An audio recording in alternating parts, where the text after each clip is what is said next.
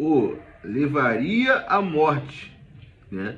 E fala sobre isso lá no capítulo 8, 32, 31. Vamos lá no capítulo 8 de Marcos. Vamos ver o que está dizendo aqui. 31. Fala aqui.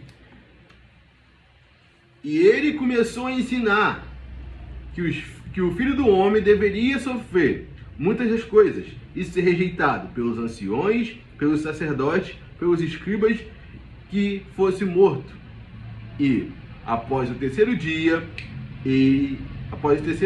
ressuscitar. Então, nós entendemos que estava começando a acontecer aquilo que Jesus estava falando lá no capítulo 8, né? Porque ele começou um momento que os escribas, os anciãos, os sacerdotes, né, começaram a criticar Jesus, começaram a rejeitar, né?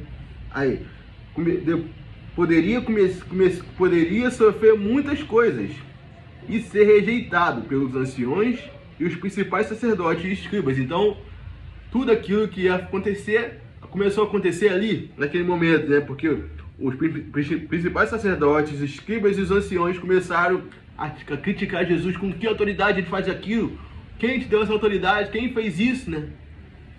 Quem te deu essa oportunidade? Fala isso lá no capítulo 8, 31, fala justamente como ia acontecer, né?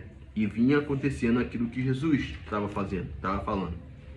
Vamos continuar aqui. No 28 fala assim: as perguntas focalizaram na natureza. Com que autoridade, né? Mostrando que quem foi que deu essa autoridade para você, Jesus? Quem foi que fez isso? Mas ele tinha autoridade de quem? De Deus, do Todo-Poderoso, de quem tem a paz de tudo, dono de tudo, dono de todas as coisas. Ele tinha a maior autoridade do mundo. Ninguém pode ter mais autoridade do que Jesus no mundo, porque toda a autoridade que foi dada foi de Deus, né? Então, quem dava a autoridade para ele era Deus.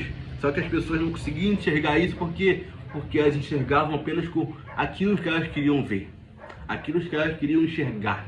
Muitas das vezes a gente só consegue enxergar visualmente, você não consegue ver como aquela pessoa está, né, por dentro. O que aquele coração diz, mas Jesus não, Jesus consegue ver tudo. Deus consegue ver tudo.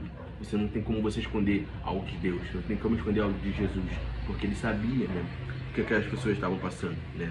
Mesmo, ó, você vai ver mais na frente que eles não querendo responder Jesus da forma que eles queriam, mas Jesus já sabia o que eles estavam querendo e viu que eles não iam conseguir responder. Ele também não responderam com que autoridade ele respondia.